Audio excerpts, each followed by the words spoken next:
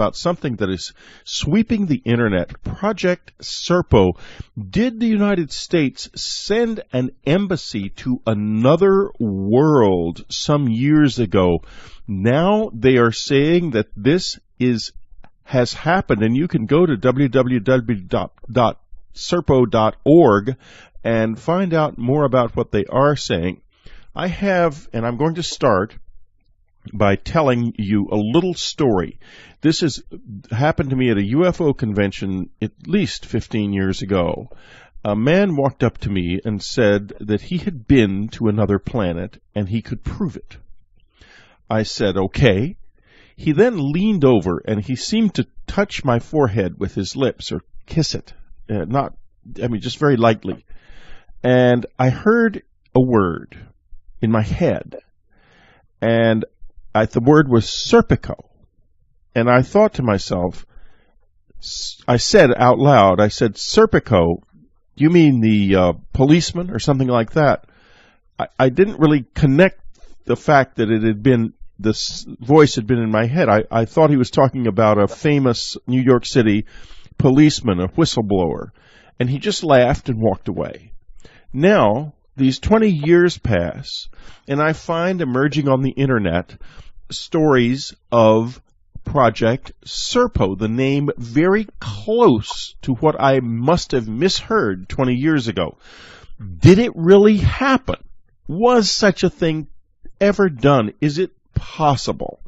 Well, Linda Howe's got a little bit to add to this story. Linda, why don't you tell us what you have heard about this? Right, and Whitley, mine goes back to April 9th, 1983. That's a real long time ago. And that was when I was at Kirtland Air Force Base and was shown that alleged briefing paper for the President of the United States about unidentified aerial vehicles by then AFOSI Special Agent Richard C. Doty.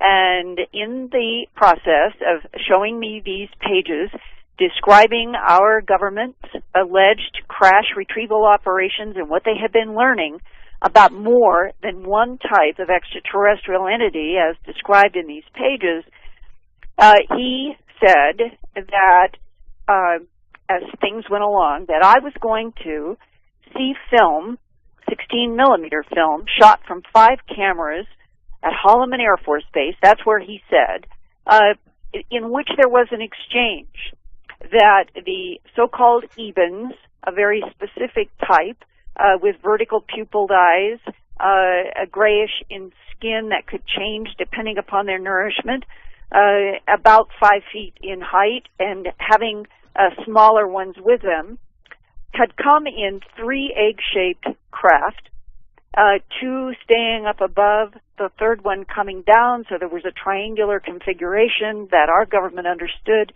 as the Ebens way of, I guess you would say, offense-defense, protecting the craft that landed, and that we had a group that included the story then to me was that the group included a biologist engineer who went on this craft, and that we gave them back some of the dead bodies that we had retrieved from crashes, and that this was some kind of an exchange in which somebody from the Earth actually went to another planet.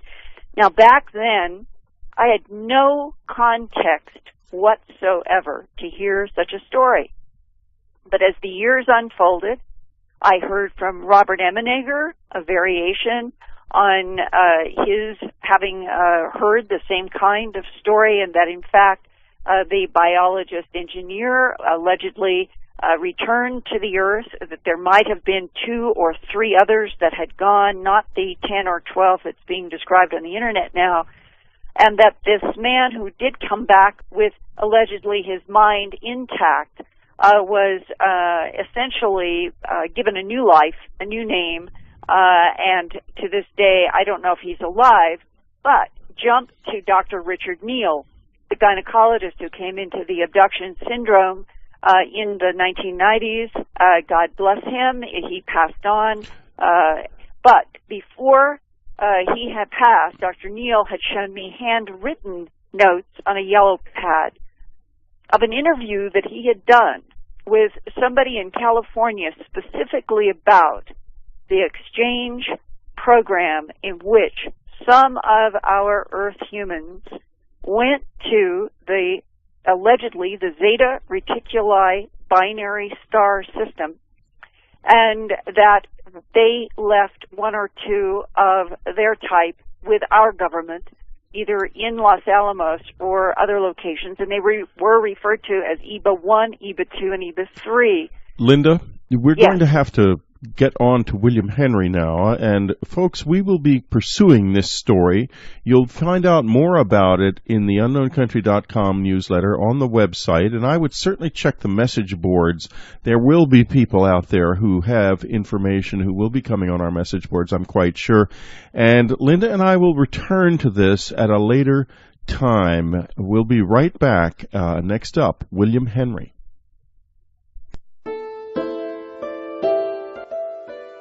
Well, it's that special time of year again when we start thinking of others and of each other in a very special way. We can make something out of Christmas by thinking carefully about those we love. What kind of a gift would really matter? What would open their minds? What would lift their spirits up? Well, one place to find such a gift, the best place, is the unknowncountry.com store. Go to the unknowncountry.com store, the new Christmas section, 5% off all orders above $25, plus our great discounts, plus if you're a subscriber, your additional automatic 10% discount. How can you miss? Go to the unknowncountry.com Christmas store right now. Give a gift that's really worth giving and worth getting from among our wonderful selections. 2 weeks ago, we had a remarkable conversation with William Henry about his new book, The Illuminator. We're continuing that now and returning to a commercial-free format for the duration of this program. I don't want any interruptions. You need to listen to this throughout the whole as one long flowing dialogue rather than to go into commercial breaks. The book is available from the unknowncountry.com store, and also if you're not a subscriber to unknowncountry.com, please do subscribe and keep us going. As time passes, my friends, it becomes more and more and more important that you do this because this is going to turn out to be a place which is small now but will not be. It will be a place of great importance in the future at a time when it will already be too late for those who are not there. And what is there? Well, I'm going to set the tone of this interview by telling a little story, both to you and to William. It's going to be a very brief little story, but it's going to set the stage for everything we discuss throughout the coming hour. Back some years ago, when I was still living in upstate New York, I woke up in the middle of the night without a body. I was simply a consciousness on the bed with no person. And I was upset, of course, because my body was gone. And I naturally thought, well, I really had it. And I moved, and when I moved, I went down through the ceiling into my son's bedroom below, where my body stood beside the bed of a friend of his, a little boy who was visiting for the weekend. And someone using my body was speaking to this child. I then entered my body, and both boys were wide awake, and I said, well, good night, and went back upstairs because I really had no idea what else to do. The next day, I took the boy home and with the plan of meeting his father on a road nearby where we would exchange children, because their country house and the little diner where we would exchange children was midway between the two houses. As we approached the exit off of the main highway, I saw his father's truck in the parking lot of the diner across the road. I took the exit, which meant that we had to cross the highway. It was a divided highway, and as soon as we took the exit, we were in another world. This was a world of a completely different weather. It was wide, quiet streets, lushly overgrown with large trees. It was a blue sky day where it had been gray in where we were, and the houses were set back, well back from the roads, and they were square without roofs, and they had reliefs of serpents on them and little arched doorways in them. And there was nobody about in the neighborhood. Both I and the boy were terrified, frankly, at what had happened and very confused. I got us out of there and got us back to the. I don't know how I got us out of there. I got us back to the father. We were then about 20 minutes late. He was very concerned about it. He'd seen us leave the exit and never come back across the highway. The boy, who had said nothing to me in the car about this beyond trying to get out of the car a number of times, then ran to his father, yelling, "Daddy, Daddy." Whitley took me on a ride through the Twilight Zone. The night before, or that morning before, the boys had come running out of their bedroom yelling that they had seen me during the night come down through the ceiling. But they had not been clear about what we had talked about at all. Now, William, this relates, as you know, to a great deal of material in the Illuminator. I refer to the Kingdom of Light and this journey on the bark of Ra. You say it in the book. It's a fact that virtually all the great gods of myth sail in a ship. And then you speak of a celestial vehicle, and you begin to speak of black holes, and the remarkable coincidence is, or if it is indeed a coincidence, of the different shape, the shape of the bark of Ra, and the shape of this model on page 77 of your book of a black hole and a white hole and movement between them. You then refer to the work of NASA's Advanced Propulsion Physics Workshop, members of which I know quite well.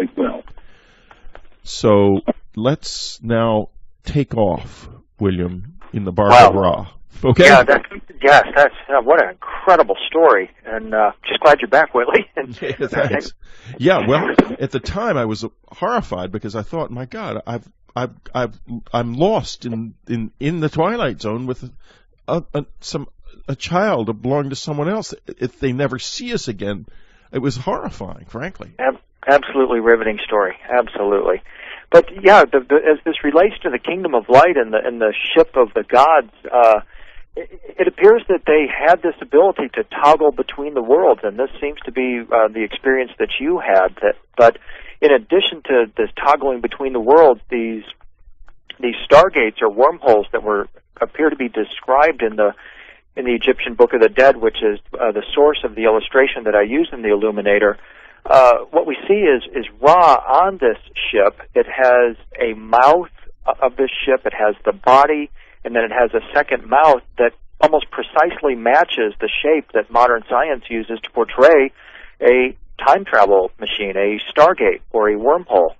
And now you seem to not differentiate between a stargate, which would presumably move us instantaneously from one star system to another or one planet to another, and a time machine. Can you define exactly your terms here?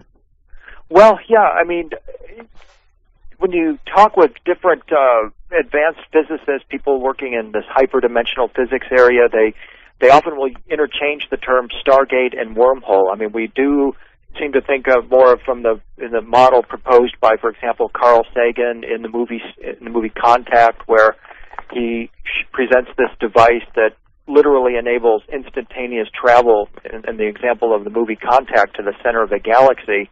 And it is a form of time travel because of the vast distances that you're able to travel, that you could go theoretically to the center of the galaxy and back almost as if no time had passed at all.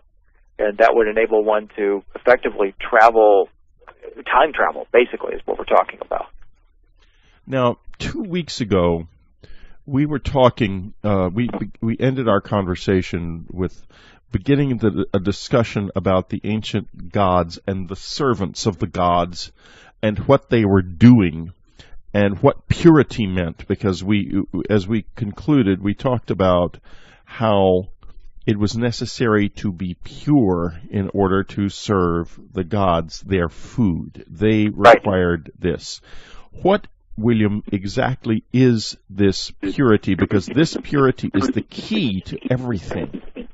It really is. In the statement that I included in the book, in the section on the Kingdom of Light, that statement from the Pistis Sophia, when Mary Magdalene asks Jesus a question, and in response to that question, he says, and I'm quoting him now, he says, "Do not cease seeking day or night, and do not let yourselves relax until you have found all the mysteries of the kingdom of light, which will purify you and make you into pure light and lead you into the kingdom of light." Now, I mean, this is an amazing, amazing statement that should be the centerpiece of certainly mainstream Christianity, although it's not. It is the centerpiece, in my view, of esoteric Christianity, and it suggests to me that this is a mission statement for earth on life, or life on earth, rather, coming directly from Jesus himself. And this is a statement that is presented to Mary Magdalene from Jesus in his resurrected form. So what we're asked to believe here is that he has effected this transformation into a being of pure light, and he is now dwelling in the kingdom of light. And what that means to me is that he has effected that transmutation from the present cocoon state of the human body into this space-time light vehicle that's often referred to as the Merkaba or the Merkaba, a vehicle of light that enables us to literally travel the stars. Which is liable to become very important to us, folks. And I think that what happened to me and that little boy together, whatever powers that be knowing, I never would have believed it if it had happened to me alone. I would have attributed it to something else. They were made sure that couldn't occur because I had a witness. I mean, I went between into a parallel universe in an old Jeep Cherokee with a kid in it. You can't get more down to earth and sort of out there at the same time than that. And, well, yeah, there was one thing. It was, we were next to the Paramus Mall in Jersey and on Route 17, another very prosaic place. It certainly did not look like any kind of a wormhole I've ever seen. Right. Yeah, however, interestingly enough, one person, when I wrote this in one of my books, I believe in Breakthrough, a fellow wrote saying he'd worked on construction of the Paramus Mall, and they had seen these balls of light coming up out of the ground there during the construction of it. Now, here is the issue, William.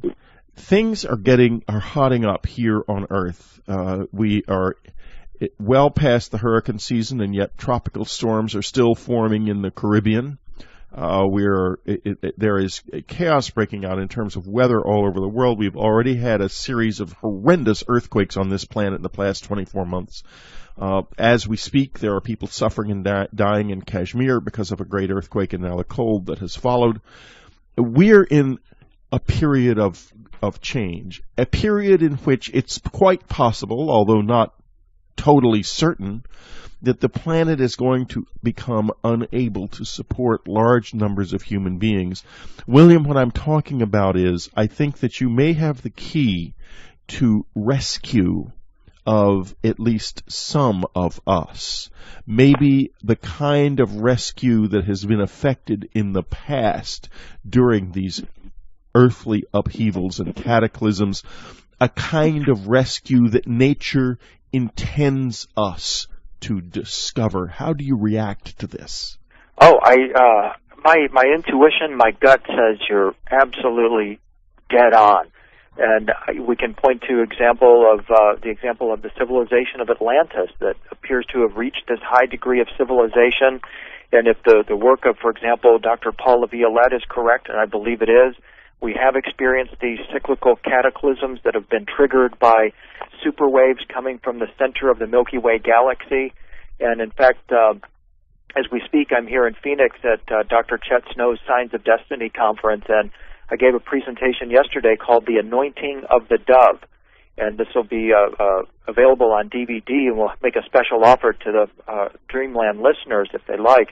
What I was chronicling is these amazing discoveries that have been made just within the past couple of weeks about new understandings about the glittering heart of our Milky Way galaxy, new images coming of the center of our Milky Way galaxy, and I talked in particular about Project Stardust, which is a spacecraft that was sent into to retrieve stardust, some of the ancient primordial dust that may even be this monoatomic white powder that Lawrence Gardner and others have spoken about recently.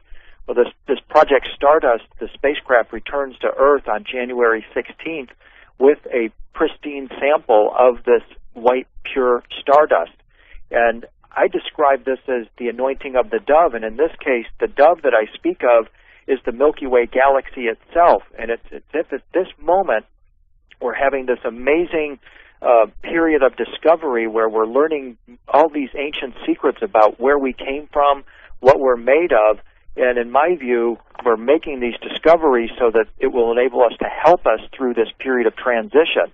And I think that what happens is that throughout time, these opportunities come available, and we are in the midst of one of these perfect moments where we have this knowledge available to us, and it's up to us to begin to use it and take advantage of this situation. Exactly, a perfect moment. Whether there is a great cataclysm coming or not, nobody knows. But what we do know is the energetic situation in which we find ourselves is such that we can begin to expand into other worlds and other levels of reality on a personal basis. I have done it physically. Take it to a car with me. It can, therefore, be done. Because, believe me, if I can do it, anybody can do it. Believe you me, that is more true than you could possibly imagine.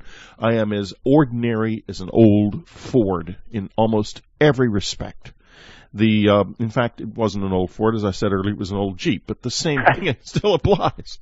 If I can do it, you can do it, folks, and William can do it. Now, what William is trying to do is to break a code, because it is through the energy of understanding that we can learn to go down this crucial path. The energy is there waiting for us. Maybe 1,000 years ago it was impossible to do this. Maybe 15,000 years ago it was ordinary to do this. And it's going to become ordinary again for those who understand. So now, William, let's get back to the Magdalene and what she represents and what she was doing and how an understanding of the relationship between Jesus and the Magdalene, and let's go all the way back to the beginning, to Marie, to the very beginning, as you do in your book, and let's talk about that relationship and what it means inside our own bodies. Great. Well, you wanted to talk about the relationship between Mary Magdalene and Mari? No. Okay, let's do it in two phases. Let's talk first about the relationship between Mary Magdalene and Mary, yes. Then we'll talk about the relationship between the masculine and feminine elements of a light being. Yeah, I think what often is not understood about Mary Magdalene is that she herself was a temple priestess, an initiate. She continued a transmission of knowledge that had begun in the ancient world, going back to Isis in Egypt, to Mari or Ishtar, or Istara as she was called in Babylon, to Inanna, who was the Semitic goddess. She was also called Astarte. And what we have in each of these goddesses, and we notice the repetition of this name or title, Mary or Mari, which means beloved, is a figure, a female figure who possessed literally the knowledge about the Twilight Zone that you're describing, Whitley. They are part of a category of goddesses that possessed this knowledge and appeared from time to time, perhaps even at regular intervals, such as the beginning of new ages, in order to deliver this knowledge. And I feel it's incredibly important, and again, often overlooked, that when Mary Magdalene first meets Jesus in Capernaum, that this, first of all, is no coincidence that they happen to meet. And furthermore, she is not the simple prostitute as she has been portrayed for these past 6 centuries or so. Since the 6th century, so we're talking 13th centuries, there's been this erroneous idea that she somehow was an errant woman, a sinner, and all of these other appellations that are applied to her. Not true. She is absolutely one of the most profound initiates that ever appears in the scene in any religious context. And when she meets up with Jesus, this is a profound meeting of the minds that takes place. Now, exactly what kind of a meeting of the minds? Well, in my view, when you go back and you research these stories of these Mary goddesses, of Mari, of Ishtar, they possess the secrets of a ladder, tower, or stairway to heaven. It was always the divine feminine that possessed the secrets of this ladder or stairway, which in the Christian context is called the cross. And in esoteric Christianity, the cross has nothing to do with a wooden beam made of 2 pieces of wood that are stuck together and having an individual crucified upon these beams. Instead, the cross is literally a mechanism by which one crosses the galaxy, crosses the stars. And in my view, based upon this research, this is what Mary Magdalene's role was in the life of Jesus. She was there to prepare him energetically, spiritually, and even physically for this event when he ascended the stairway to heaven and rode the ship of the gods, which today we call a stargate or a wormhole, and literally crossed probably to the center of our Milky Way galaxy. The human body is a mechanism of transport. It is capable in and of itself of generating this wormhole. Your body is a mechanism that can take you back and forth in time and enable you to physically cross the universe. It is the most powerful piece of technology that has ever existed in this universe. And when you are with others, if you ever are graced with this, who do not have this body but have other kinds of bodies, you will know immediately what I know, which is what you really are. This is why William's work is so important, because he sees intellectually and he is intuiting this material, and the energy of that seeing is in and of itself part of what turns on the machine. Now I want to return again to purity, William, and we're going to keep chewing on these different subjects.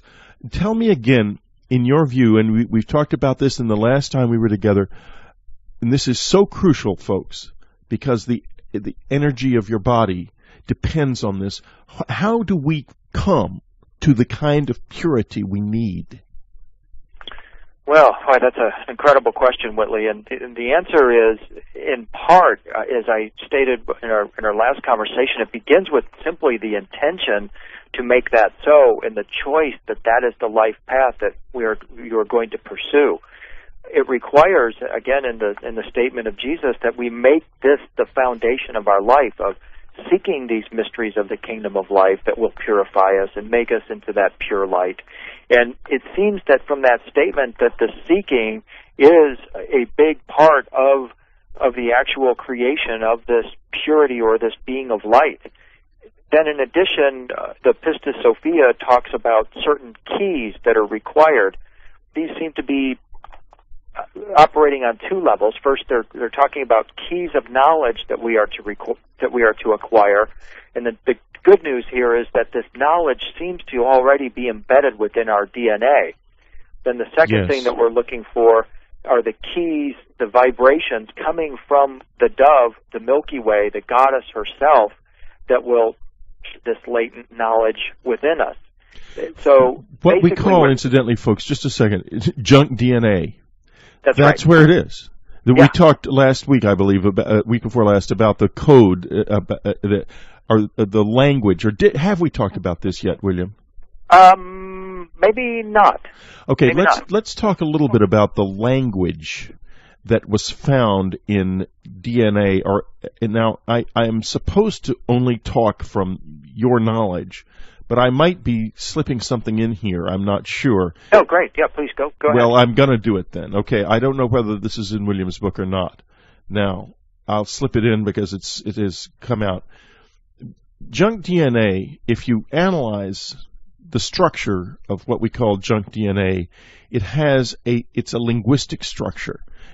If you analyze it linguistically, it's clear that it is some kind of a language or code that is buried in junk DNA.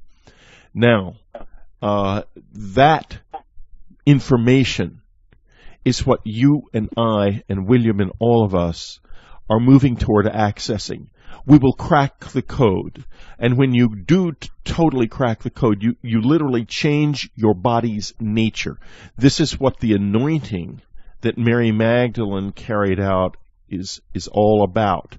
The anointing of Jesus is awakening what in our time, this amazing time where everything important is so carefully hidden away, we have decided to call junk DNA. What we really should call it is the kingdom of heaven. Yeah, that's really incredible. And in fact, in the Illuminator, I talk about this connection between Mary Magdalene and this language system called the language of the angels. Yes. And this goes back to the mystic literary tradition that's associated with the place name Magdala, which is where Mary Magdalene is said to have come from.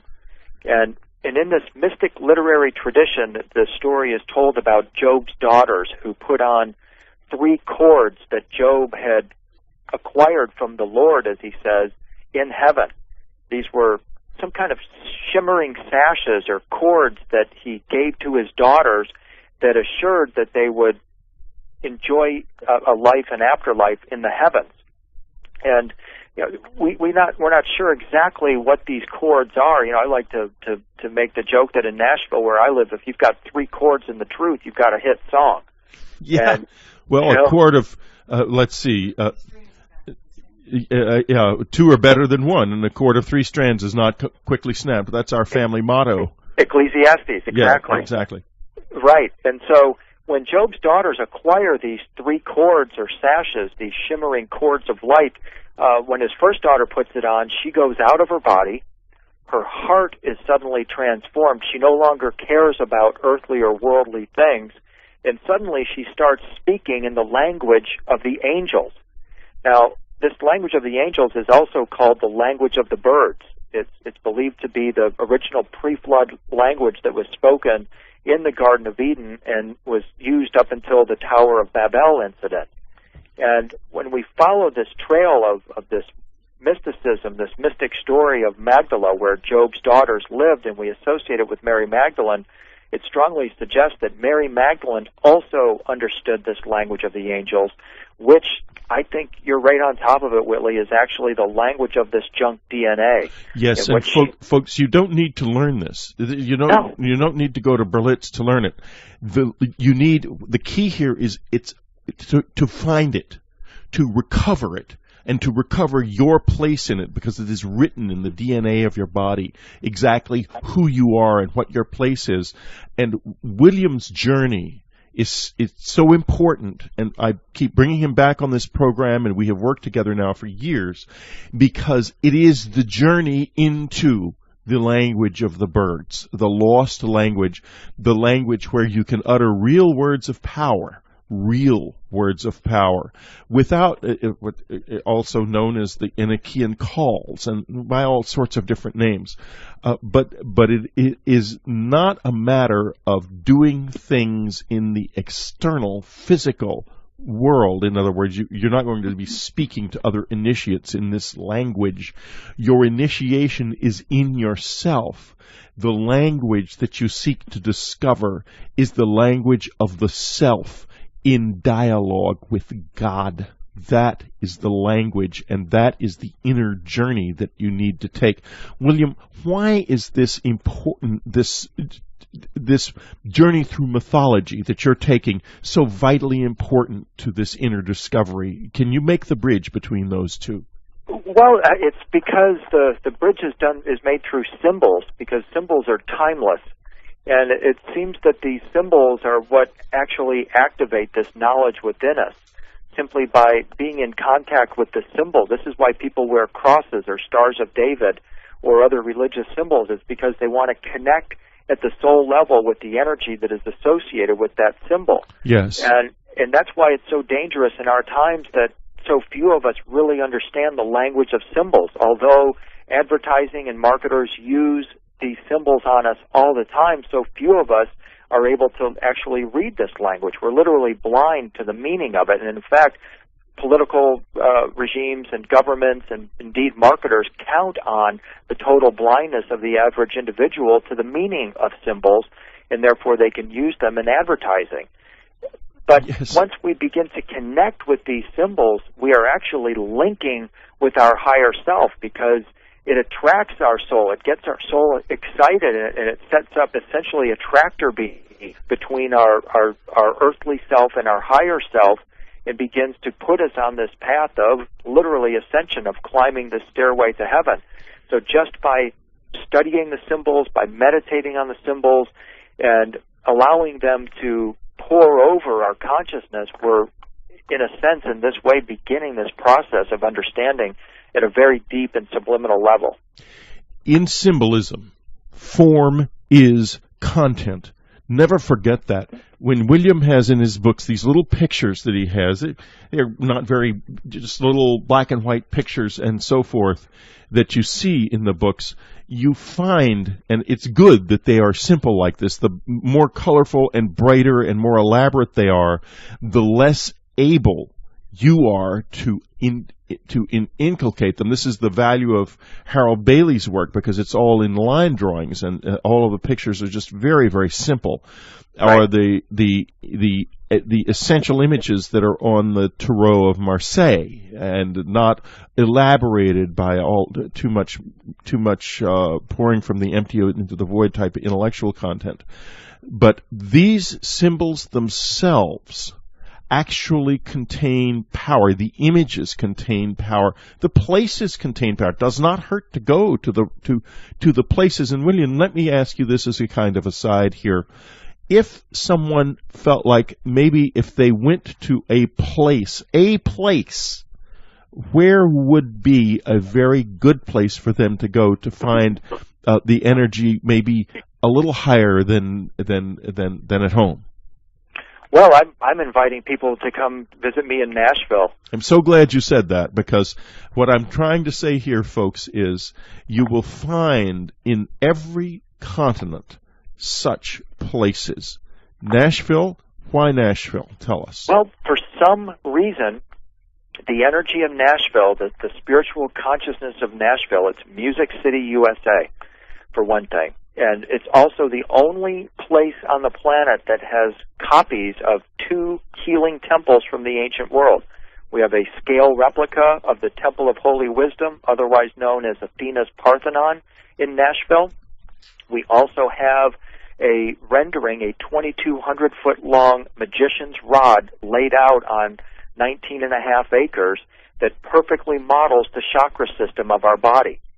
And at this particular place, there's something very fascinating going on, since I've been making this comparison of what is called the Tennessee Bicentennial Capitol Mall, this magician's rod with this ancient healing temple called Meru.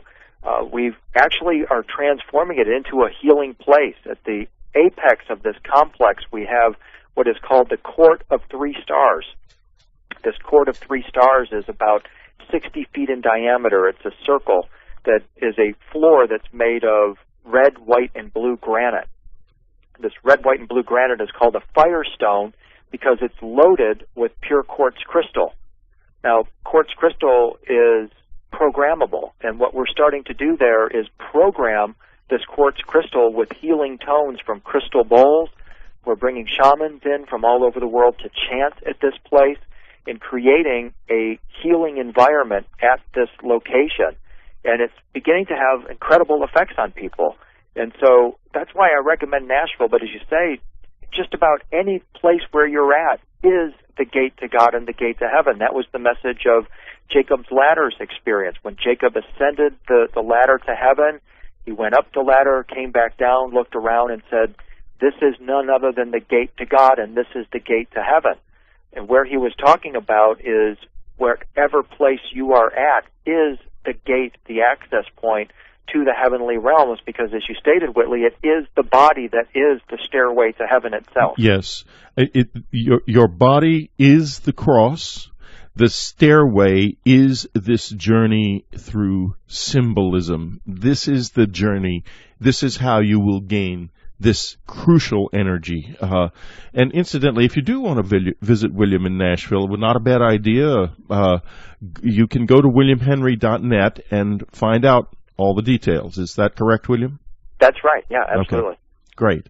So this is all accessible, but actually accessible to only a tiny number of people, because if you're listening to this, you're listening to it because you are self-selected.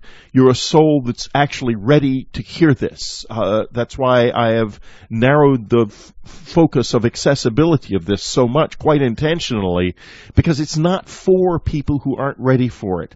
There's nothing wrong with them. There's nothing wrong with them at all. In fact, they will be ready for it at some time in the future, but not right now. You're here because you're ready and hungry now. Now, if you don't have to go anywhere to do this, and it's very important, but what you do have to do is two things.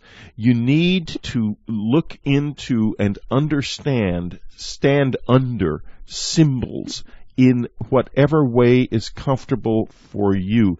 Embrace the cross. Understand that it is your body. It is your body. And the journey of the cross is the journey of the body, is the journey through the realm of the flesh. I mean by that the stations of the cross. And you can find a great deal out about this journey through the flesh by simply going to the old stations of the cross, so to speak.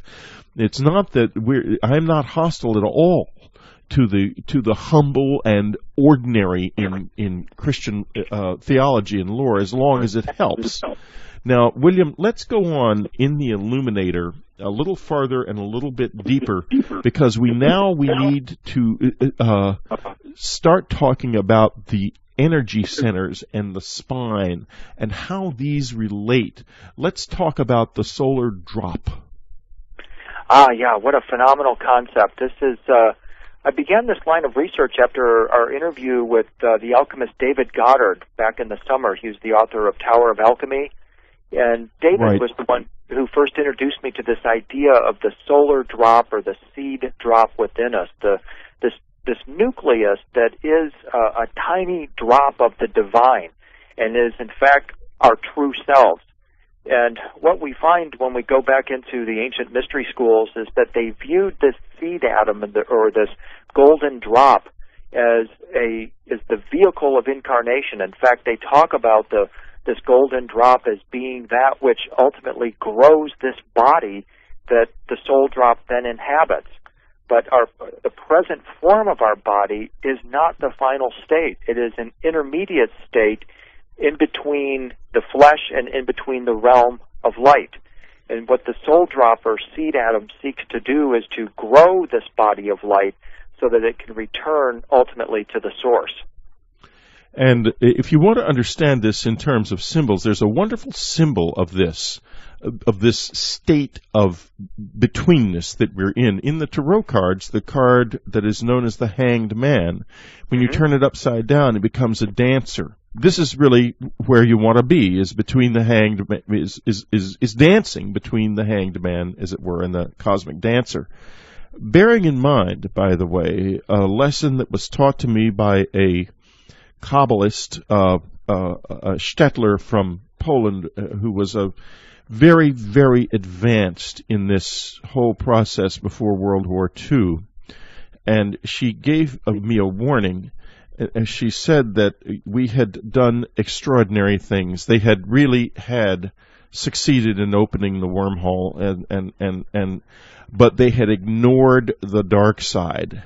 And suddenly it came racing across the border at them in the form of German tanks, with these men devoted to the death wish, wearing black uniforms and skull and crossbones on their hats and so forth. It will come back to bite us. It is always dangerous, and it must be not served, but given service. And William, how do you give the dark side respect? By avoiding it. I mean, really, that's not. You understand that it's there, but to me, it's by focused intensity on the light side. One of the symbols that I use in the book is the ancient symbol of the dot within a circle, and I think that is such an important symbol because the idea is that circle can be described as a ring, and a ring is a vibration. Like when the phone rings, it vibrates. And the idea is that if we can focus our concentration on what it is that we do want, symbolized by the dot in the center of the circle, it's going to tune our vibration so that it creates, in effect, a shield of protection around us. As we've talked so many times, the only two basic vibrations or choices that we have are love and fear. And so to respect the dark side, what I do is focus on the light and try as best I can to keep my energy and my emotion focused on what it is that I do want, and try to minimize as much as possible focus on what it is that I don't want. And what I don't want is encounters with the dark side. And people ask me all the time, doing the research that I'm doing and this sort of thing, do I ever feel afraid of certain authorities or other people that might be, quote-unquote, coming after me? And I just don't entertain that thought. I keep my energy and emotion locked on to what I do want, which is to continue to be a bridge builder between the world that we're in now and this new world that we are all trying to create and manifest together. Okay, I'm going to expand on this a little bit, and it's going to take a moment. So just hear me out, folks, and William. We have above our bed, Annie and I, a picture. It is a painting done by Ted Seth Jacobs, who did the communion face for me, and a very magical being in and of himself. And it is of a naked woman sitting in the lotus position. She looks very sensual. She's beautiful, young woman, and holding between her legs, holding a golden orb, which she is drawing out of herself. It represents the mother goddess drawing reality out of her vagina and it giving birth to the universe. And this is where the dark side begins, inside the darkness of the body. It is where the womb is and where we grow and come into being, inside the darkness of the womb, as the children of pleasure. In other words, no one would even exist if it hadn't been for sexual pleasure taken in the sweated night. This is what the dark side is really all about. And when you hear people talking about denial of pleasure, of celibacy, of all of these things, what you are really hearing is saying, let's open a gateway and turn the dark side into evil. Evil comes out of the transformation of the pleasure urge into the death wish, because pleasure also hurts. It burns on one level. It burns an unprepared soul. And what is an unprepared soul? Is a soul without compassion. So when you hear the people of hate screaming their political balderdash on the radio or wherever you might hear it, or the sense of injustice that fills the world, go to your own dark side and allow yourself to believe in and become a missionary for the pleasure of the body as well as its pain. Okay, Now let's continue on, and we're going to now talk a little bit about the 7 chakras. And folks, everyone, all of you, I'm sure, are very familiar with this, but William has in the Illuminator a particularly interesting take on it. And William, if you would expand on that a little bit more, I would appreciate it very much. Great. Yeah, it's one of the things that we all have to understand, once again, to repeat, is that these chakras or energy centers represent the stairway to heaven that we're all looking for.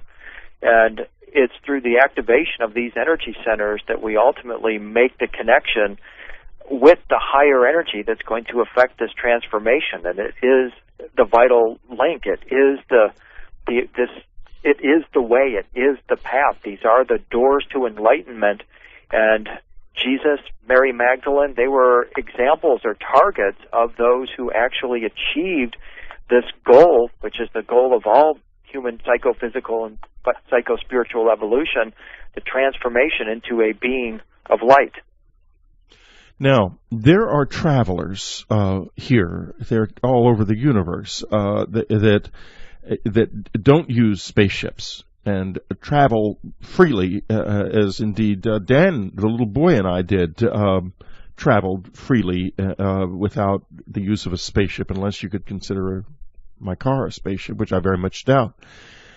And I'll tell you, give you an example of how these travelers work. A dear friend of mine was drawn to come to a certain house in Denver some years ago, where she met one of these travelers from another world, and he had a necklace with crystals hanging, quartz crystals hanging from the necklace. And as soon as she came in, he came down off of his perch, and he embraced her and held her head against the crystals. And as she described it, my mind emptied out. Now, William talked a little bit more about programming of crystals. I have 2 crystals here that are programmed. One is programmed to help me gain inner knowledge, and the other is a bigger crystal that's programmed to help me travel. Now, the one programmed to help me gain inner knowledge was programmed by somebody else and given to me. The way it was given to me is this. I dreamed about it very vividly one night, and a beautiful little rose quartz crystal. And the next day, just strolling down the street, I happened to see it in a shop window. And so I bought it. And how I used this crystal, it was, I would get myself into a meditative state, and I would open my third eye by gaining sensation in the center of my forehead.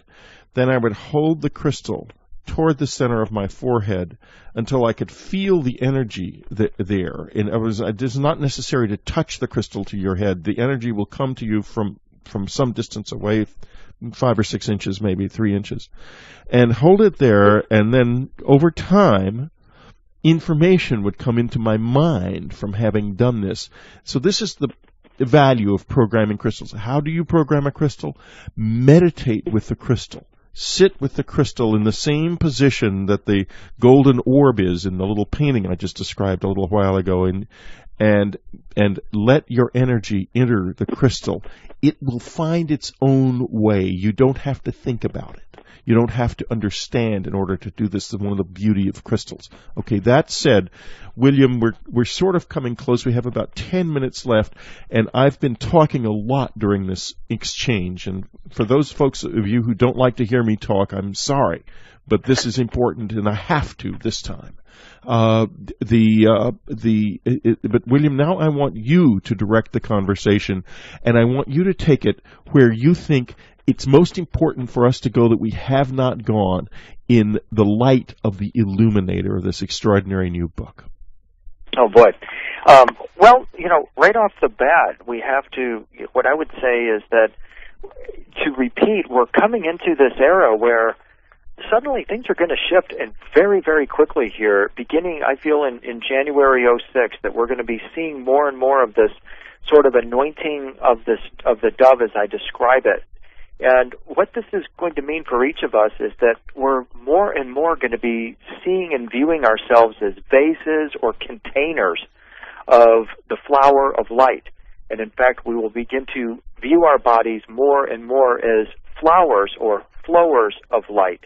And that is one of the key transformations. And in fact, one of the glyphs that I use in the book comes from Harold Bailey's collection of Cathar glyphs. And what it portrays is literally a vase that is topped by a fleur-de-lis or a flower of light, and this vase is labeled MR. And what MR, I believe, stands for is amour, which is the French word for love. And when I trace the ancient definitions of this syllable MR, we find that it is an ancient Egyptian term that has significance of the divine head of God. It also means to see. It certainly means love. But in addition, it is a very key mystery term in the Sumerian terminology, where MR, or amour, stood for brightness and shining. And this is, I feel, one of the key images in the book, because this is what the Cathars affected. This is what made them such a threat to the Catholic Church, was that they were able to see, view, and activate their bodies as these flowers or flowers of light. And if we can do this, if we have enough people actually affecting this transformation and becoming these flowers or flowers of light, this changes the garden in which we dwell. It changes everything. It begins to create what was called the kingdom of heaven or kingdom of God on earth. And this is why these secrets have been so closely guarded. This is what has been kept from us for so long, but which is rapidly reappearing in our world. One of the reasons the secrets have been kept is this. In the kingdom of God, everyone is equal, and in a very startling way. Everyone is equal in the sense that they have infinite power. In the kingdom of darkness where we dwell, there is a hierarchy, and the people at the top of the hierarchy, beyond the political leaders that you can see, there is another group who desperately want to keep their power because they have the ability to touch the edges of the infinite, and they fear to lose that if they lose their place at the top of this dark order that now exists in our world. However, those of us elsewhere who are free of the poison that afflicts them and inflicts them on us can now begin to move a little bit because of the fact that we are, the energies, as William says, are changing, and they are getting less powerful. We are getting more powerful as the earth becomes uncomfortable with the weight of bodies that are living upon it. This birthing process is hard. It will be very hard over the next 3 or 4 generations, or the next even as many as 7 generations. I don't know how many more are actually left for this process. But in any case, it will be hard. But those of us who are able to taste, or let's do this in the context of the Illuminator's imagery, to get the scent of the ointment of the kingdom of light, will be able to gain the kingdom. Now let's talk a bit about the alabastron, William. This is this remarkable crucible, and its significance, the box with anointing oil. Yeah, that's right. And this, I was triggered to follow this path of research by Lawrence Gardner, who we had interviewed about his book, The Magdalene Legacy, and it was he who had dug up the fact that originally that Mary Magdalene wasn't presented holding an alabaster jar. It was actually a box, and this box was called the alabastrum. And the reason why the church authorities changed it into a jar was because the box sounded too much like Pandora's box. And in the original telling of the story of Pandora's box, this was a box that, once opened, presented all blessings to humanity. It was Pandora's box for the church, but for you, since the box is as new as this second, in that it is outside of time. It is indeed the box containing the pearl of great price. Go ahead. That's right. And ultimately what this box or what this alabastrum is our body. It is the container of this oil. And it's learning how to perceive our bodies as the container of this sacred oil that probably is secreted by the pineal gland and winds its way through the head, literally, because this box was also called the head of God. It is through this that we affect this transformation. The oil that we're looking for is within us. It is the purpose of our life's existence, is to learn how to make or manufacture this oil from within. Exactly, from within. It is within your own pineal gland. This is what your pineal gland is about. It is about creating this psychic oil that oils the whole machinery of seeing and being, and enables you to become a traveler in the land of God.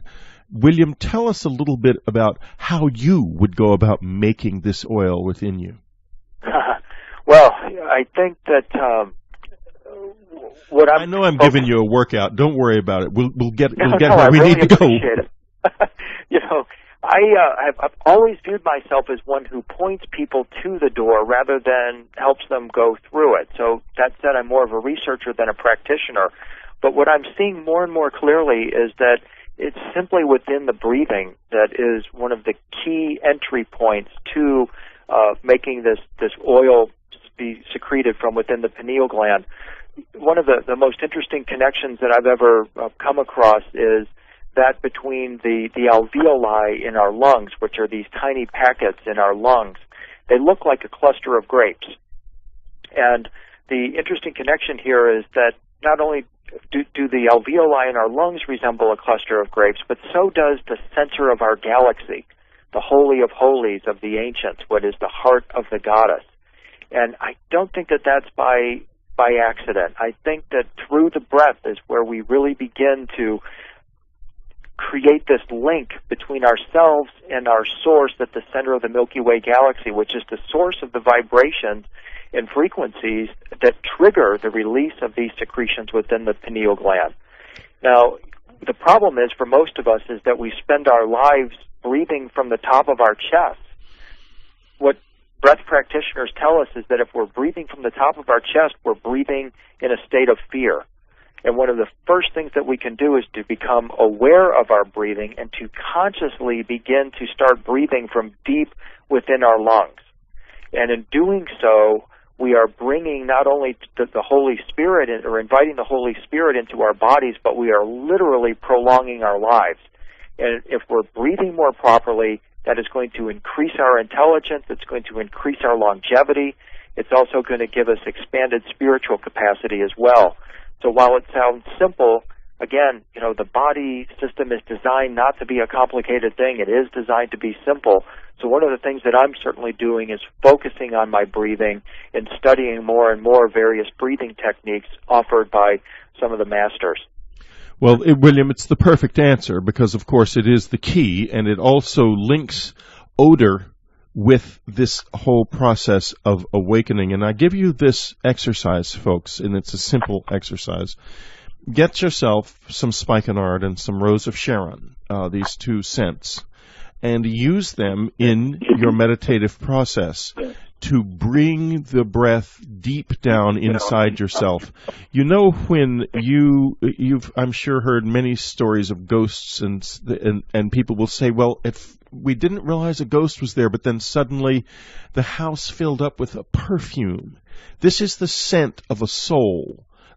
We have a scent on a higher level, and the scent of Rose of Sharon mimics that scent, and the spikenard, it goes deep, deep into you and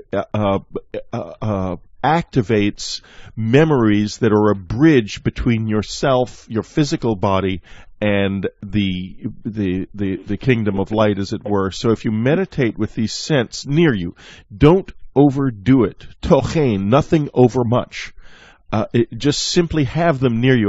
Don't put on a face mask and cover it with Rose of Sharon or whatever you may. This is a slow, gentle process that emerges out of compassion for yourself and others and love for all who are on this remarkable journey through the body into the lap and love of God. William, thank you so much for being with us on Dreamland. Well, it's that special time of year again when we start thinking of others and of each other in a very special way. We can make something out of Christmas by thinking carefully about those we love. What kind of a gift would really matter? What would open their minds? What would lift their spirits up? Well, one place to find such a gift, the best place, is the unknowncountry.com store. Go to the unknowncountry.com store, the new Christmas section, 5% off all orders above $25, plus our great discounts, plus if you're a subscriber, your additional automatic 10% discount. How can you miss? Go to the unknowncountry.com Christmas store right now.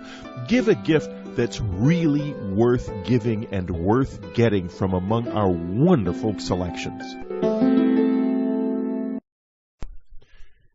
You're about to experience something that you just can't get elsewhere. Emmy Award-winning science reporter Linda Moulton Howe reporting on the absolute leading edge of science, discovery, and the true mysteries of the unknown. Don't miss her website, earthfiles.com, the one science website that tells you the secrets and gives you the facts that others dare not. earthfiles.com. This week, she's reporting on Black Triangle abductions, an extraordinary report. Here she is from Albuquerque, Linda Moulton Howe. Thanks, Whitley. You know, one of the most important unauthorized leaks of alleged U.S. government information to investigators of the UFO ET phenomena is a training manual produced by the American War Department in April 1954 and entitled Restricted Psalm 101 Majestic 12 Group Special Operations Manual with this incredible title, Extraterrestrial Entities and Technology Recovery and Disposal, Classified Top Secret, Magic Eyes Only. And in Chapter 2, Section 1, Paragraph 9 is the title, Description of Craft, and 4 categories are detailed: elliptical or disc shape, fuselage or cigar shape, ovoid or circular shape, and airfoil or triangular shape. Under airfoil or triangular, the Majestic 12 Psalm 101 training manual states, quote, "This craft is believed to be new technology due to the rarity and recency of the observations. Radar indicates an isosceles triangle profile, the longest side being nearly 300 feet in length. Little is known about the performance of these craft due to the rarity of good sightings, but they are believed capable of high speeds and abrupt maneuvers similar to or exceeding the performance attributed to the discs or oval shapes." 43 years after that SOM 101 training manual was printed, on the night of March 13, 1997, a large triangle flew slowly in the sky over Phoenix, Arizona. Several eyewitnesses estimated its size to be 2 miles long, not 300 feet, and completely silent. To date, no one has reported who or what was inside the series of aerial phenomena over Phoenix that night.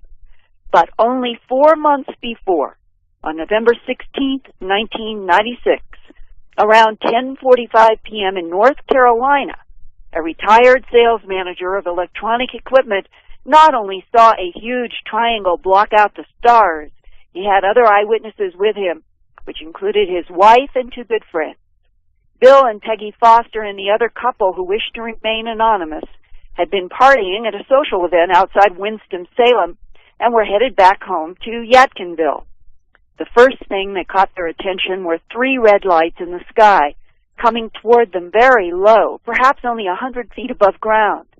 Bill told me this week, quote, "You could see a straight edge and tons of stars on the outside of the edge, but underneath, apparently filled by the triangle, you could see nothing. It was totally black," unquote. Now, this whole event lasted maybe 7 minutes, Bill thought, and when he and Peggy got home, they felt tired and went immediately to bed. The clock said 2 a.m. Later on, Bill Foster could not understand how it could have been so late. In fact, perhaps 2 hours were missing from their memories. Eventually, the couple talked with Dr. John Mack in the psychiatry department at Harvard University, who had investigated the human abduction syndrome and came to the conclusion that masses of people were not all suffering delusions and hallucinations. Dr. Mack took the human abduction syndrome seriously, following in the steps of pioneer and groundbreaker in the field, Bud Hopkins. Both Dr. Mack and Bud concluded that non-human intelligences with their own specific agendas were interacting with Earth life. Dr. Mack recommended to Bill and Peggy Foster that they try to unlock the November 16, 1996 missing time with hypnosis. The couple ended up working with Nadine Wheeler, a licensed hypnotherapist who used hypnosis in her own work to help people with physical and emotional traumas. And to everyone's surprise, in his first hypnosis session, Bill Foster began to sob. He could not believe that flashing through his mind were memories of at least 11 encounters with the big black triangle in the sky between age 5 in 1946 and age 55 in 1996. Bill and Peggy Foster worked with Nadine Wheeler to write about the unfolding hypnosis discoveries in a new book called The Black Triangle Abduction. Bill talked to me this week about his interaction with the entities. They were all about 4 feet, except for what I termed the big guy. I've never had a name for this individual, who was probably max 5.5 feet tall, who seemed to tower above them. This seemed to be the one at that particular abduction, and all of mine that I came up with subsequently was standing by my side, or that I looked into his eyes quite a bit. He was much taller. And what were his eyes like? Very liquid pools. First of all, huge. Pretty typical of the type that Whitley Strieber drew on the front of communion. I mean, that egg-shaped large eyes, but very dark blue with a rippling on the surface. Just one solid dark cobalt blue with this ripple effect across the top. I could never see an eyelash or an eyelid to blink. Didn't see any. Never saw a blink. But just stare into those eyes and get the most, most comforting, warmest, happiest feeling in the world. I don't even have great words to describe how comforting and soothing that feeling is by just staring in the eyes. You know, another interesting fact that everybody says that, or I've read that people say that the Greys had communicated, or aliens communicate through ESP. And to me that sounds wrong, because it denotes two-way communication. And most of these things just popped into my head. Mm-hmm. I found the best analogy I could come up with is, if you've ever walked out of a room and then forgot why you went to this other room, then you had to go back where you were to think about it again, mm-hmm. and it just appears in your brain. You don't see a word or a picture or hear anything. You just have the memory in your head. Mm-hmm. That sort of seems to be the way that I got communication. It just appeared as a memory in my mind. And what was the most vivid communication you remember out of your nearly dozen abductions from them about what they were doing? Oh, the continual mantra of, don't be afraid, we won't hurt you. You try not to be afraid. The big thing is, with me, was just, don't be afraid. I was the world's most afraid. Mm-hmm. As a matter of fact, one of the most unusual aspects, and I use the quote from him in the book, I looked back over these past abductions, and I ended up liking these guys. And it bothered me that I actually liked them, because it would take some moments for me to recognize that I'd been there before. It's like a whole different life that you didn't know you had. And so when I told John Mack that I felt bad about this. He said, well, probably you feel like a traitor to the human race. I said, that's probably right. I mean, because why would I like them? No, after all, they hurt me. And they hurt you how? Well, the probes, I probes up my genitals. I've gotten needles in the back. I can remember some probes in my ear. They had put an implant up my nose, up my left nostril, when I was about 12. So I've had a lot of pain associated with them. And so it isn't something you'd normally like people for. Plus the fact that, you're abducted without your knowledge. My biggest quandary is the fact that they can keep all of this repressed in your subconscious memory to where you do not remember it consciously. It's amazing to me how well it can be buried in your mind. And if it's buried in secret, does that make you nervous? Well, it does, because it seems like I've got a whole different life that I don't know anything about. I mean, I had no conscious knowledge until 4 years ago that I'd ever had any contact with any of this sort of thing. Mm-hmm. I mean, I just thought I was a normal guy leading a normal life. My wife certainly didn't have any idea. I remember asking John Mack, when will this ever end? And he says, cradle to grave. It doesn't end. When I think of large triangles, I think of the many people that I've interviewed over the last 20-some years, either in a military context or a civilian context, who have seen them. And the one that stands out is March 13th, 1997, over Arizona and Phoenix. And right. There are multiple eyewitnesses to a large triangle in the sky that two very responsible references could relate the size of the triangle to something on the ground and estimated that it was about 2 miles long. Your description was something that was maybe the size of a football field, which would be maybe 300 feet in diameter. Have you talked with anyone who was an eyewitness on that March 13th, 1997 event in which multiple people saw a gigantic triangle, and would you think it was these same grays that you have encountered or something else? No, as a matter of fact, I'm glad you brought that up, because that original description that went out to all the newspapers about the size of a football field was apparently way wrong. This thing was massive, and probably 2 miles in diameter is not a bad description. When I first went into hypnosis and we were talking about the triangle, and these bright lights came on overhead, not all at once, just seemed to be in some sort of random order, a very warm, not even hot warm, just a warming feeling, extremely bright. And then the car was lifted up. As a matter of fact, I was laughing to myself because I kept looking over my shoulder at the road, wondering if any traffic was going to hit me, and I started laughing, and the therapist said, what are you laughing about? Because I was hypnotized, and I said, I'm laughing because the car isn't even on the road. We're being lifted up and away at the same time. It's pulling off to the left and taking us up with it. Mm-hmm. And so this thing was, in looking up above us, and once the bright lights came on, I couldn't see anything, but just prior to that, this thing was massive. And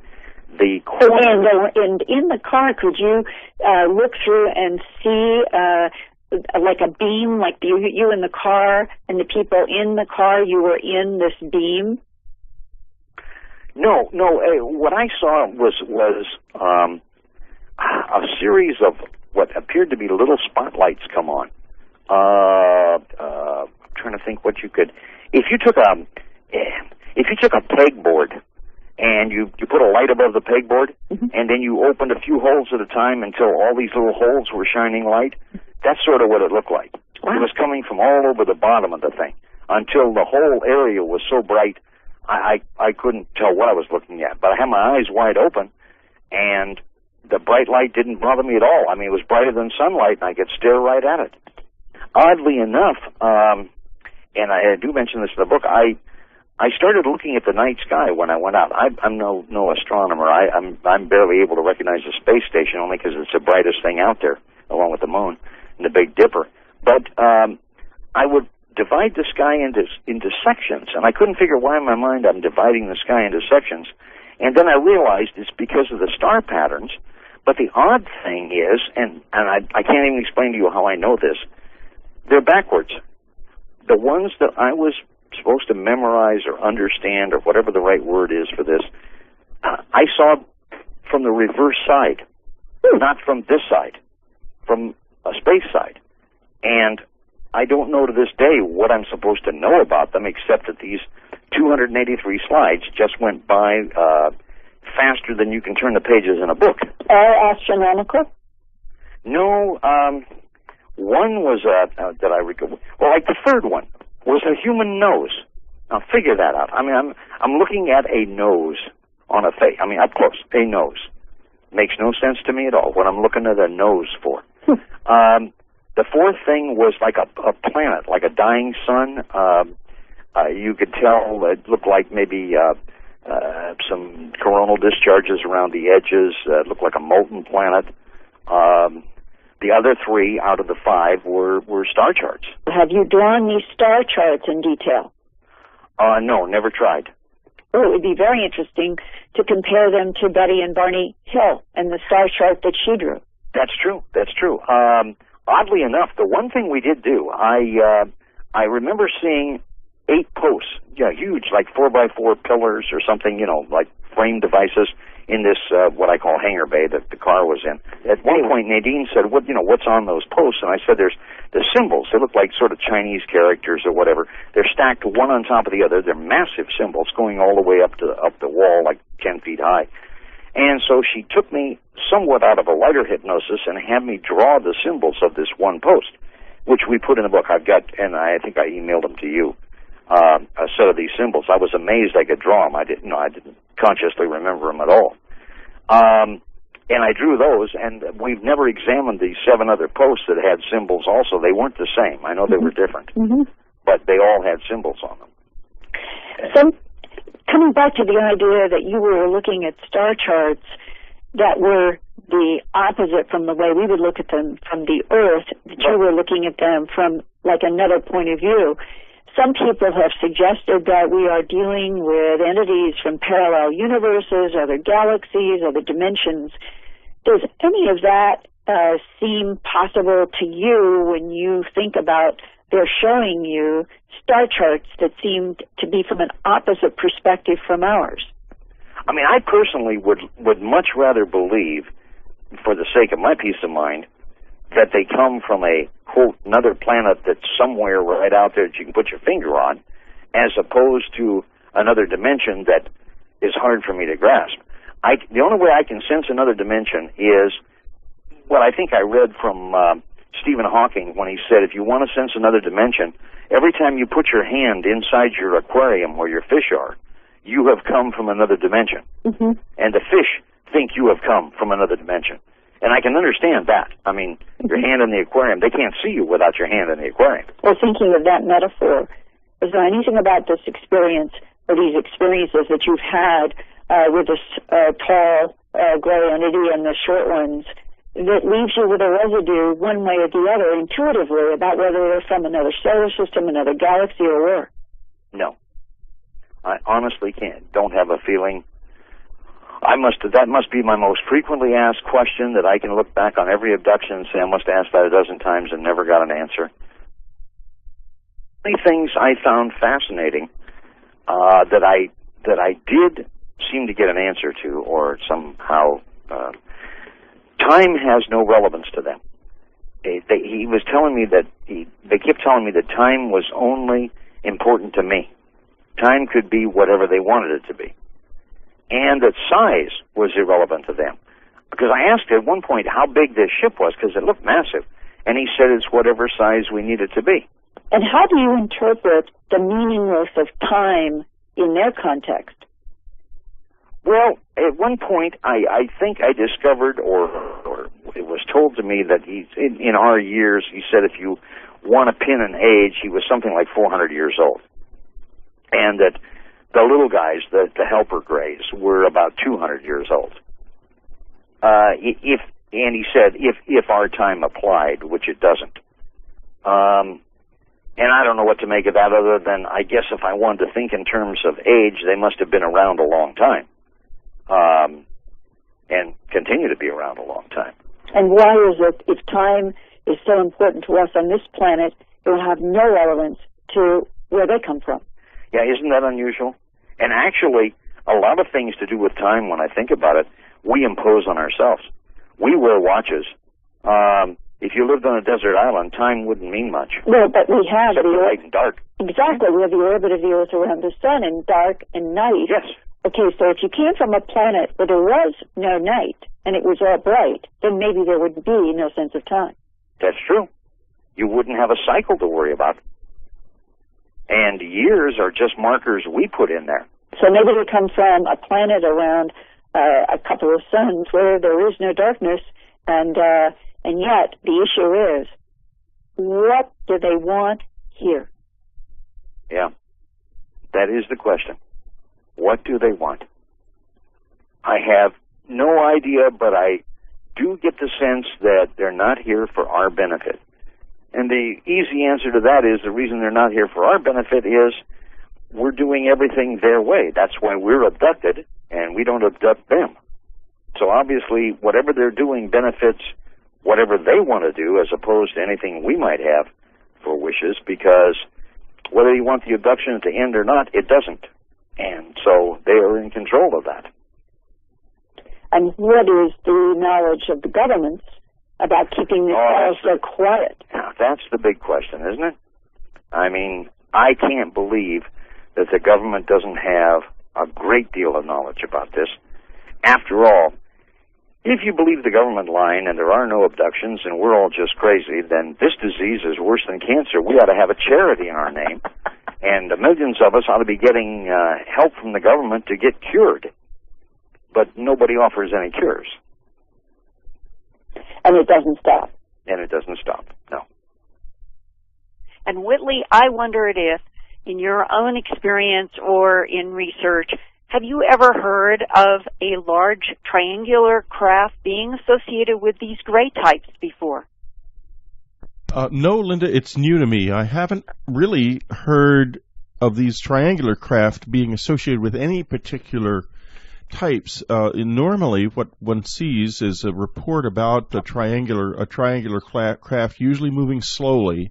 Right. And I've often wondered whether or not the triangular craft were secret aircraft, reconnaissance aircraft. I have a very detailed report of one that was seen over San Antonio, Texas, about 2.5 weeks ago, and it really didn't seem to me. I thought it must be some kind of secret U.S. military aircraft, frankly. And I also have a report where a close-up witness at a campsite in Northern California saw writing on the bottom of one about an emergency exit. But I consider those to be the modern 21st century efforts to muddy the waters or copy extraterrestrial technology, and that's why I led this report with that quote from the 1954 Psalm 101 document that the government considered the airfoil or triangular shape to be the newest and the most advanced.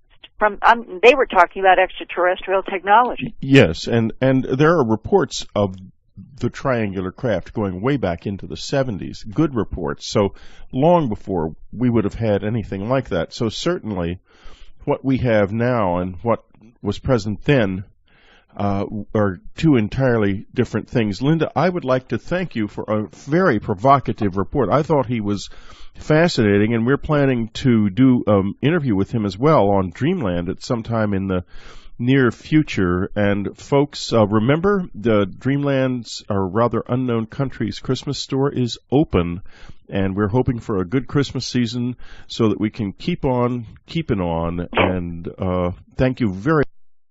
It have been 2 or 3 others that had gone, not the 10 or 12 that's being described on the internet now, and that this man who did come back with allegedly his mind intact was essentially given a new life, a new name, and to this day I don't know if he's alive, but jump to Dr. Richard Neal, gynecologist who came into the abduction syndrome in the 1990s. God bless him. He passed on. But before he had passed, Dr. Neal had shown me handwritten notes on a yellow pad of an interview that he had done with somebody in California specifically about the exchange program in which some of our Earth humans went to allegedly the Zeta Reticuli binary star system, and that they left one or two of their type with our government, either in Los Alamos or other locations, and they were referred to as EBA 1, EBA 2, and EBA 3. Linda, we're Yes. going to have to get on to William Henry now, and folks, we will be pursuing this story. You'll find out more about it in the unknowncountry.com newsletter on the website, and I would certainly check the message boards. There will be people out there who have information who will be coming on our message boards, I'm quite sure. And Linda and I will return to this at a later time. We'll be right back. Next up, William Henry.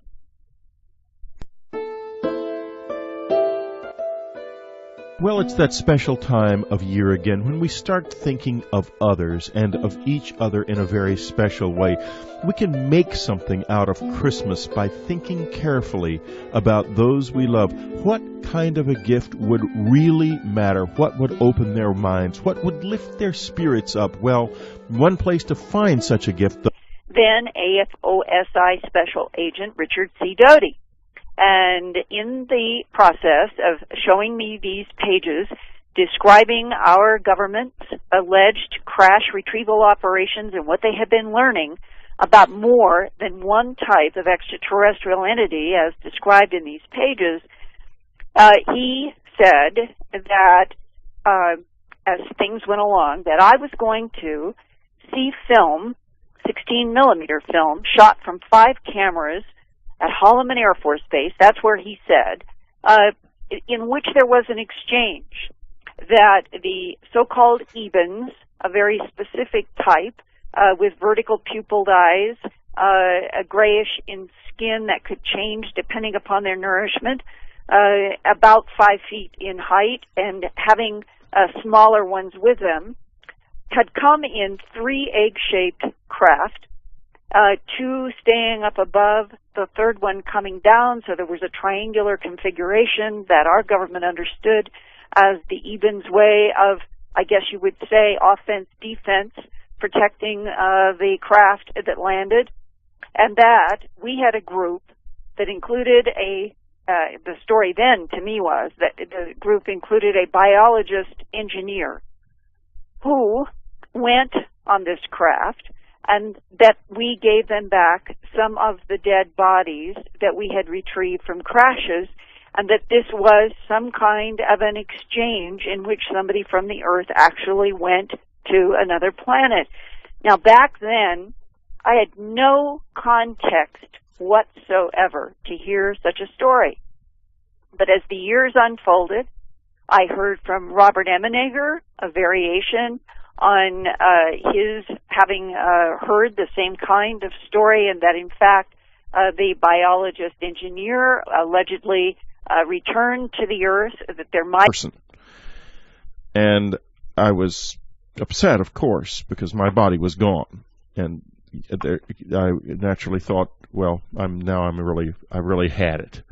And I moved, and when I moved, I went down through the ceiling into my son's bedroom below, where my body stood beside the bed of a friend of his, a little boy who was visiting for the weekend. And someone using my body was speaking to this child. I then entered my body, and both boys were wide awake, and I said, well, good night, and went back upstairs because I really had no idea what else to do. The next day, I took the boy home and with the plan of meeting his father on a road nearby where we would exchange children, because their country house and the little diner where we would exchange children was midway between the two houses. As we approached the exit off of the main highway, I saw his father's truck in the parking lot of the diner across the road. I took the exit, which meant that we had to cross the highway. It was a divided highway, and as soon as we took the exit, we were in another world. This was a world of a completely different weather. It was wide, quiet streets, lushly overgrown with large trees. It was a blue sky day where it had been gray in where we were, and the houses were set back, well back from the roads, and they were square without roofs, and they had reliefs of serpents on them and little arched doorways in them, and there was nobody about in the neighborhood. Both I and the boy were terrified, frankly, at what had happened. The best place is the unknowncountry.com store. Go to the unknowncountry.com store, the new Christmas section, 5% off all orders above $25, plus our great discounts, plus if you're a subscriber, your additional automatic 10% discount. How can you miss? Go to the unknowncountry.com Christmas store right now. Give a gift that's really worth giving and worth getting from among our wonderful selections. 2 weeks ago, we had a remarkable conversation with William Henry about his new book, The Illuminator. We're continuing that now and returning to a commercial-free format for the duration of this program. I don't want any interruptions. You need to listen to this throughout the whole as one long flowing dialogue rather than to go into commercial breaks. The book is available from the unknowncountry.com store, and also if you are not a subscriber to unknowncountry.com, please do subscribe and keep us going. As time passes, my friends, it becomes more and more and more important that you do this because this is going to turn out to be a place which is small now but will not be. It will be a place of great importance in the future at a time when it will already be too late for those who are not there. And what is there? Well, I'm going to set the tone of this interview by telling a little story, both to you and to William. It's going to be a very brief little story, but it's going to set the stage for everything we discuss throughout the coming hour. Back some years ago, when I was still living in upstate New York, I woke up in the middle of the night without a body. I was simply a consciousness on the bed with no about something that is sweeping the internet. Project Serpo. Did the United States send an embassy to another world some years ago? Now they are saying that this has happened, and you can go to www.serpo.org and find out more about what they are saying. I have, and I'm going to start by telling you a little story. This has happened to me at a UFO convention at least 15 years ago. A man walked up to me and said that he had been to another planet and he could prove it. I said, okay. He then leaned over and he seemed to touch my forehead with his lips or kiss it. Just very lightly. And I heard a word in my head. And the word was Serpico. And I thought to myself, I said out loud, Serpico, you mean the policeman or something like that? I didn't really connect the fact that this voice had been in my head. I thought he was talking about a famous New York City policeman, a whistleblower. And he just laughed and walked away. Now, these 20 years pass, and I find emerging on the internet stories of Project Serpo, the name very close to what I must have misheard 20 years ago. Did it really happen? Was such a thing ever done? Is it possible?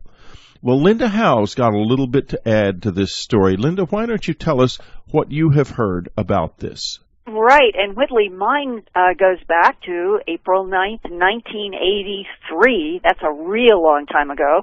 And that was when I was at Kirtland Air Force Base and was shown that alleged briefing paper for the President of the United States about unidentified aerial vehicles by